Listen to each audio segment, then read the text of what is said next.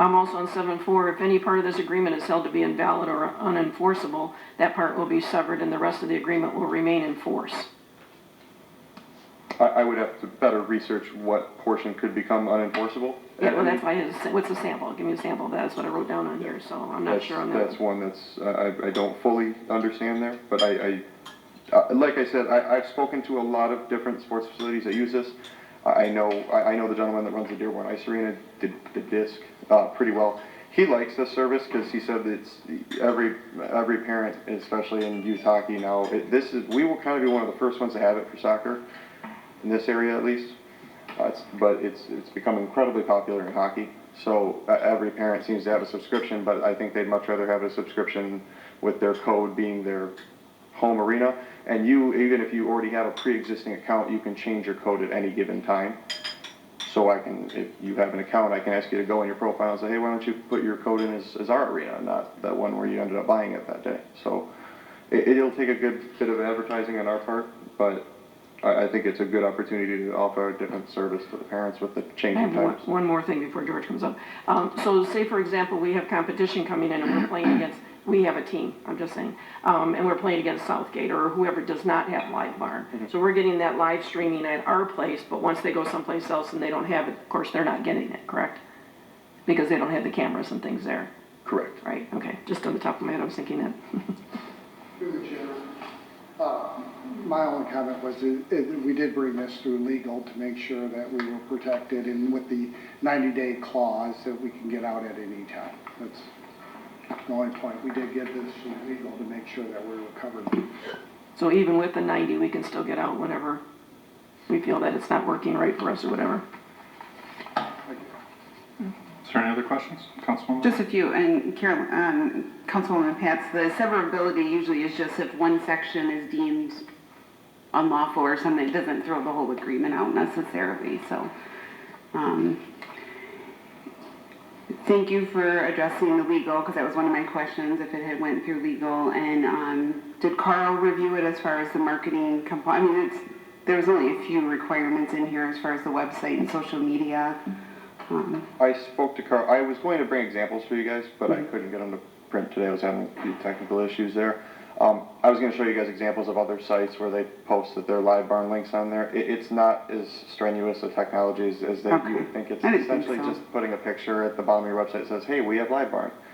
Here's the link to go watch the stream, or here's our code. Why don't you enter our code into your, a lot of it's text. You can fancy it up if you want to. It's nothing our website cannot handle, and it's not a major port. It's not going to overtake the Taylor Sportsplex portion of the website. Okay. So through the chair, I have a question kind of backing that. So if it goes onto our website and say, I don't have anybody in hockey, but I wanted to see what was going on, I could go on even though I don't have a subscription? Will it just show clips of it maybe? You do have to have a subscription. You have to have a subscription. Yeah.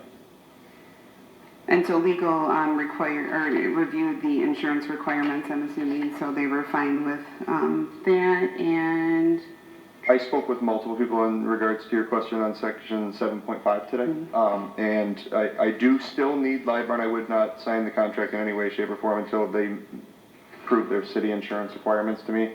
I spoke with Sheila and Gus today.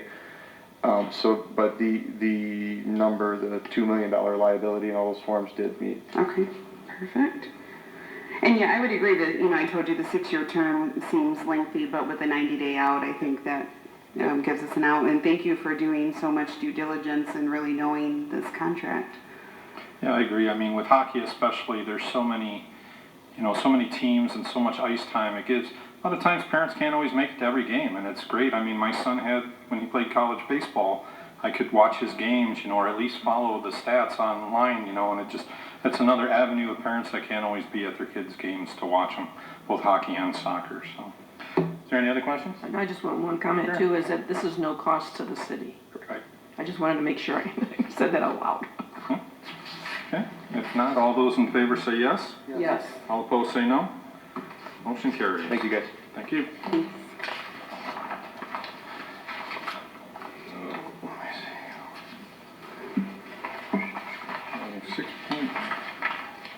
Okay, items 6.49 through 6.58 are all going to be under a TIFA consent agenda. Can I get a motion on the items? Motion? Support.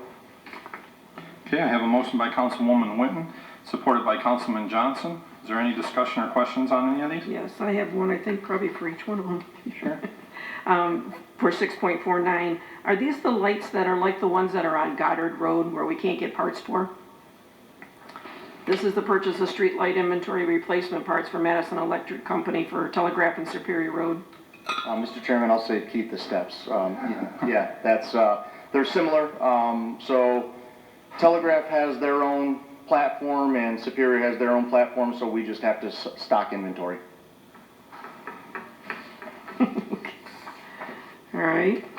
Also, on a couple of them, it says backup, backup not available. The hardcore concrete, pre-approved low bid for Pardee Road between Superior and I-75.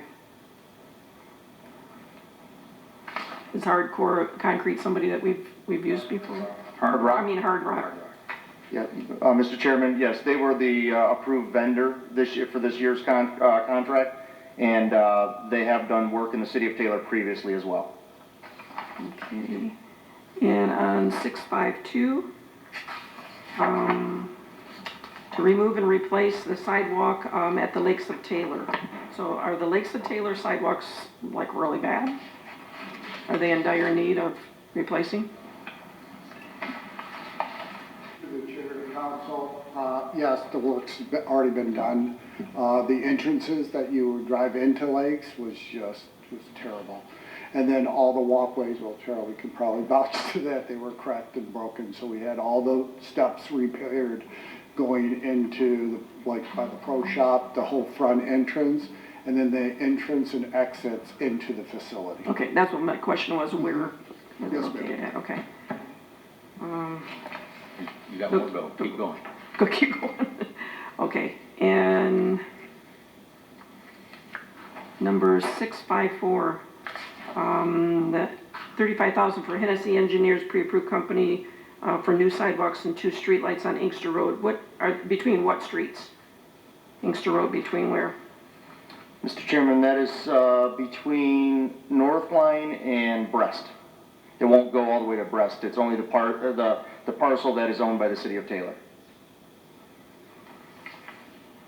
And then the 2 lights that are going to be proposed at that intersection just to provide better illumination. Make sure I got everything.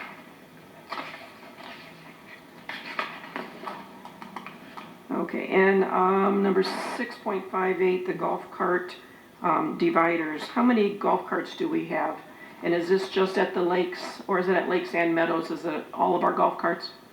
Through the chair to the council, it's all the golf carts at both facilities. This was a huge win for us. Typically with the COVID, as everybody knows, you couldn't even take carts, and then they allowed 1 cart. Well, that would have put us in, we have leagues, so we didn't have enough carts to supply the leagues. Plus we're losing half the cart revenue. So the payback on this was practically immediate. So we're actually leaving them up, and we have probably 50% of the people like it. They want the divider there. It gives them a little protection while they're golfing. It allows us to be able to satisfy leagues and outings, which we do a tremendous amount. We have one that Saturday, this Saturday at Meadows. So it allows 2 people to go to be in a cart. And how many golf carts do we have? I think 240? That's combined together, the 2? Yeah. And are they removable? Yes. Okay. I think that was all I had. Mr. Chairman, I'd just like to mention that these are all TIFA items, correct? So therefore, they're being brought to us not for approval, just for receive and file. Correct. And also, Mr. Chairman, just to be sure, even if we disagreed with these purchases, we have no say-so. Correct. So therefore, I just want people to understand whether we agree with these or not, this council, or whatever it may be, has no say-so on these expenditures whatsoever. So therefore, I just want everybody to know this is just something, whether we disagree or not, this council has no say-so how that money, tax money, is spent. Am I correct? Correct, I believe. Thank you. Cindy, you had a Oh, go ahead, George, if you want. Through the chair again, when I came here, it was out of the respect of the council to make sure that we put a receipt and file, so the council's aware of it. I don't know if that's always been common practice. Okay, I got a quick question though, and I think that's what I'm curious to know. I mean, all these TIFAs are from the last agenda. However, there is not one agenda item that's on here, and I'm just curious why that agenda was left off. I'm sorry. The sign, The sign. yeah, North Line and Inkster. Mayor? These are from 2 meetings ago. Okay. So there's a whole nother agenda for the meeting, the last meeting, that will be on the next city council agenda. Okay. And to George's point, the TIFA actually made a request that they passed a resolution probably 2012. It was before my term as mayor, to have these items brought forward as a receive and file just for transparency. But TIFA is a component unit of the city of Taylor, so you approve the appointments and then they act in their own behalf. Correct. Mr. Chairman, Councilman Bzura? is there a dollar amount, or is it literally every expenditure that comes to us for receive and file? I mean, is there a cutoff? Don't bring us things over or less than a certain amount? Not to my knowledge, Mr. Chairman. There was a point during the prior administration that nothing was coming forward to city council, so that's why the resolution was passed to bring them forward as a receive and file. To my knowledge, I don't believe there's any kind of dollar threshold.